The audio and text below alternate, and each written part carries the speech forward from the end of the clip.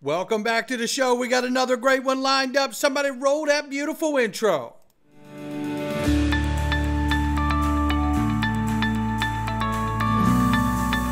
Digital Perspectives with Brad Kimes. Come on in.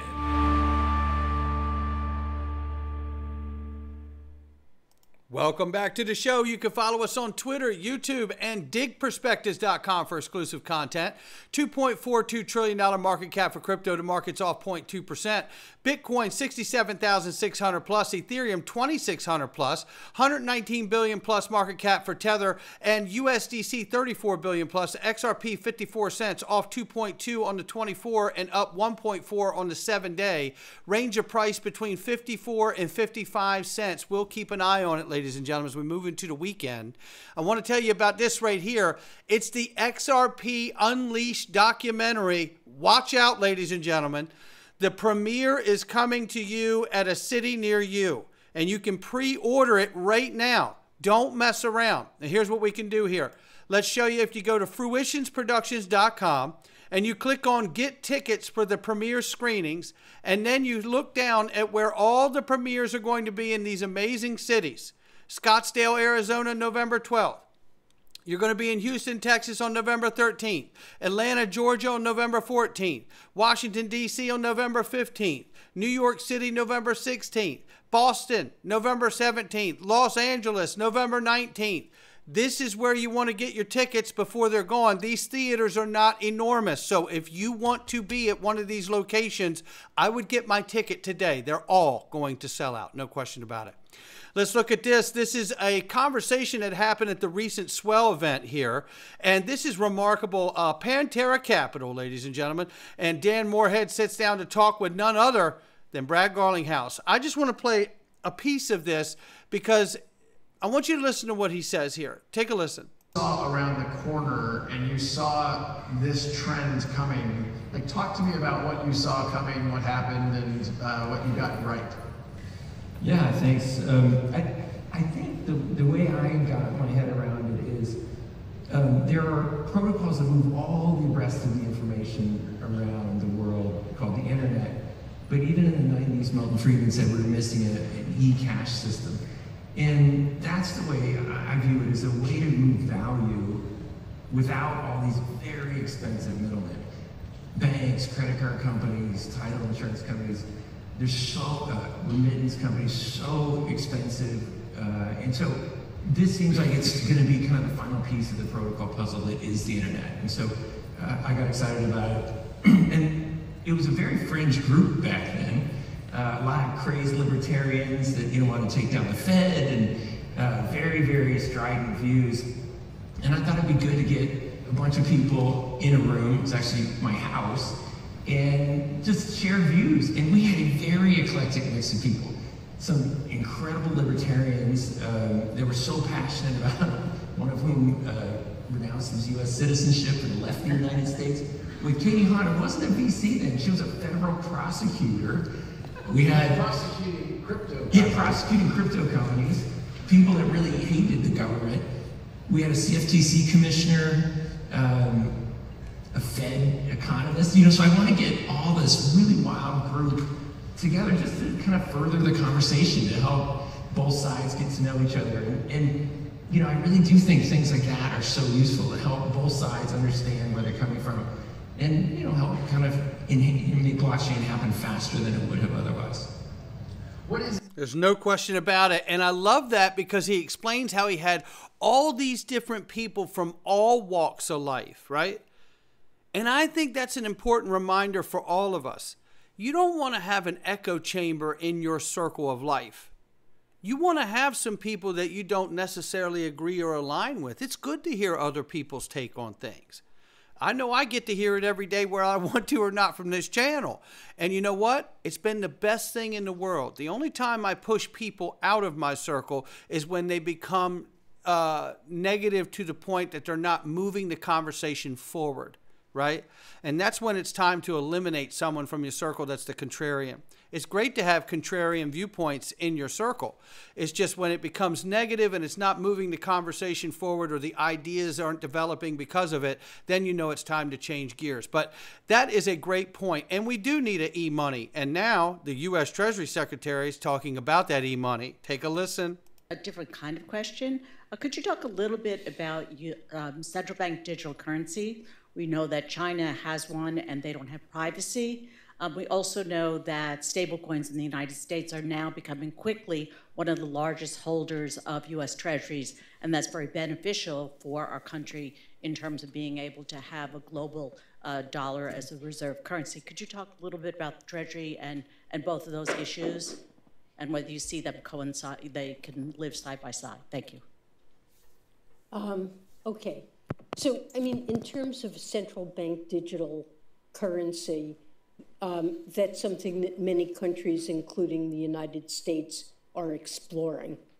You know, what we want is a fast, safe payment system. There are innovations that are taking place that are not a central bank digital currency, but nevertheless very significant payments innovations, like the Fed's introduction of FedNow, that will lead to 24/7 real-time settlement, which is an important innovation. And let's remind everybody that Ripple is a part of the other 60 entities that are integrated with FedNow. And she's talking about how that's going to be kicked off here not too far from now. All of this to tell you, and we could go further here, but we don't need to, but all of this to tell you that it's the conversation, it's happening. And I remind you that who's really a part of that conversation? The former Ripple advisor, Michael S. Barr, who will be the supervisor, who is the supervisor, VP of the Federal Board of Governors. And essentially, how do we know that that's not my opinion? Because as a central bank supervisor, Barr is expected to scale daily oversight of both the biggest lenders and smallest financial firms that play a part in the overall economy. He'll also be in charge of developing regulatory policies for cryptocurrencies and stablecoins, which have been priorities for the Biden administration. So, in order to think that the real USD won't get approved, in order to think that Ripple is a failure, and in order to think that XRP has failed, as some influencers have tried to sell everyone here lately, let's understand this. You have to also believe that Michael S. Barr is now going from being a Ripple advisor to the Federal Reserve, and he's going to put up legislation that harms Ripple and their stablecoin, which means that Rosie Rios, the 43rd treasurer, got it wrong. Right? Come on now. Right? Come on, everyone. We're all adults here. Listen to this really quickly here from Ripple Swell. I think it's Brendan Barry. Is that right? Yeah, Brendan Barry from Ripple talking to Mercado Bitcoin. Take a listen. What do you think makes the Brazilian market specifically unique? Why is it so forward-thinking in the context of financial innovation? We are the largest economy in Latin America. GDP. Let me stop you right there. We're the largest economy in Latin America, and we're connected to them, right? Isn't that amazing? We're connected to the largest economy in Latin America. Now let's do the math on that. Now, we just broke that the largest bank in Singapore, DBS, just rolled out blockchain banking. You know how they did that? With Ripple. That's how they did it. Well, I tell you what, it's really looking good for legislation, ladies and gentlemen. The world is turning on, okay? That's what's happening here. And speaking of the world turning on, ETFs have been the talk of the town, ladies and gentlemen, as new investment products. And take a listen to Brad as he talks about one of his predictions that has come true right before our very eyes. Let's talk XRP ETFs, because I think we were all surprised. Multiple XRP ETF filings, Bitwise, I believe Canary Funds. What is your take on the market demand for this product? Well, I was surprised by timing, but not surprised by the outcome. You know, I think when the Bitcoin ETF came out in January, I said very publicly, like, it's just a matter of time that you'll see ETH ETFs, you'll see Solana ETFs, you'll see XRP ETFs. And I think that'll continue to happen. In fact, I think it was just yesterday, the Grayscale ETF filing is a basket, which is also, just to pat myself on the back. I said there'd be baskets. Right. And I mean, to me, it's just because that's what investors want. Let's talk XRP. He's absolutely right, and that's what investors are getting. We know that Grayscale just filed to make their basket, including XRP, an ETF. The SEC has officially appealed Judge Annalisa Torres's ruling on XRP. Let's clear this up. It has been a confusing couple days, but we now know exactly what the SEC is appealing. And that's why I wanted to know so badly what that filing was and whether it happened or not. It wasn't that I thought the SEC wouldn't file. I just wanted to see what the reasons for the appeal happened to be. Because, obviously I've always said I believe this goes to the Supreme Court, barring any kind of legislation from Congress. God forbid they do their job. But let's take a look at it. Here's Jim right here with the filing. Shout out to Jim. We're all lost without James filing. Can we just agree with that? Because I think that's fair. Right. The SEC has filed the civil appeal pre-argument statement, Form C, with the attachments. Now we're going to get into it. Now, I love this too. There's backdating that's been found. Neil Hartner highlights this, October 16th, and it was actually 10/17 when they got it there on the filing. So we'll get into that too. This is weird, says Meta Lawman. The SEC's Form C is dated October 16th. The court's file stamp on the document is October 17th, just like Neil had shown us. We should find out soon whether the second court concludes that the SEC has missed the deadline.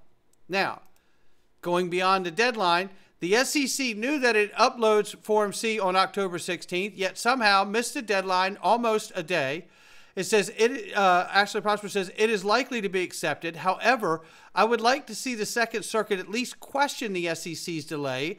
It, after all, is the one seeking the primary appeal. It would be great show of judicial justice if the Second Circuit made an example out of the SEC as a reminder to all that the court's time and resources should not be wasted and delays will not be accepted without extraordinary circumstances. Oh, we're getting somewhere here.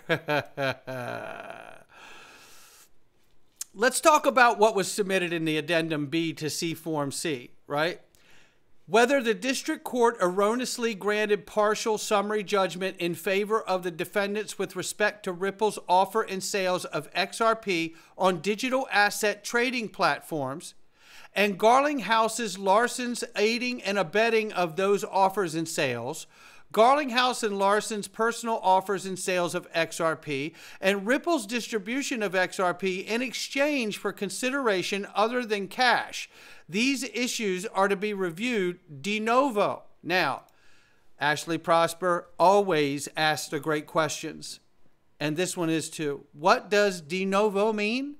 It means the appellate court is ruling on a pure issue of law and does not have to defer to the trial court on the law issues. Question. Does this also mean, that's according to attorney Jeremy Hogan, shout out to Jeremy, does this also mean the court could decide this appeal without oral argument because the legal issues are straightforward and well settled? From what I understand, however likely, if the judges read the briefs and unanimously agree no argument is warranted, then that's it. The decision will be handed down shortly after. How about that? So, what needs to be stated very clearly here, Jeremy Hogan says, I've never been so excited to get a C since I was in high school math. He says, what is not being appealed, that XRP is not a security. What is being appealed, Ripple sales of XRP on exchanges and the use of XRP as a kind of payment. What does de novo mean? It means the appellate court ruling on new pure issue of law does not defer to the trial court on law issues. He says, what I don't like is the SEC completely folded when it had the opportunity to actually try the case against Garlinghouse and Larson in front of a jury. And now it's trying to bring those claims back to life. Chicken move, in my opinion. What I like, this appeal is about money. The injunction, could change if Ripple were to lose, but only indirectly as to order compliance. So, what we're looking at here is about money. There is no challenge of XRP as a security. That is not happening. Breaking it down even further here, the SEC has filed the Form C from James Murphy. He says a day late in his view, the SEC is appealing the summary judgment ruling on Ripple's XRP sales through exchanges, Ripple's distribution of XRP to employees and others, and Garlinghouse and Larson's sale of XRP on exchanges. This is what we expected. Mildly surprising that they did not appeal the $0 ruling on disgorgement. However, let's go here. XRP is not a security in the United States. This was asked again from Franz. Jeremy, can we now with 100% certainty say that the SEC is not appealing Judge Torres' ruling that XRP is not a security? Jeremy Hogan, yes, yes. That makes me feel good. You should feel good. And Charles Gasparino, probably not feeling so good today. Stuart Alderati puts it down here. Let's finish with this. No surprise here. Once again, it's been made clear the court's ruling that XRP is not a security is not being appealed. I just want to be very clear. I know I'm killing it, but I'm trying to because I want people to not be confused here. What you hold is not a security. Say it 100 times if you need to. What you hold is not a security. And that decision stands as the law of the land. Stay tuned for Ripple's Form C to be filed next week. And stay tuned for us to hit 26 bucks sometime in the future. We get above these lines and break out above. All of it is on the table because we're going to see the real USD rolled out. You're going to see XRP adoption along with it. You're going to see legislative clarity that allows the financial system to begin using these assets to their advantage and to the benefit of all of us as well. This is an exciting moment. I tell you, we're really watching the greatest financial paradigm shift in the history of mankind, and it cannot be overstated. That's going to do it for me. Not financial advice from me or anyone else. I'll catch all of you on the next one.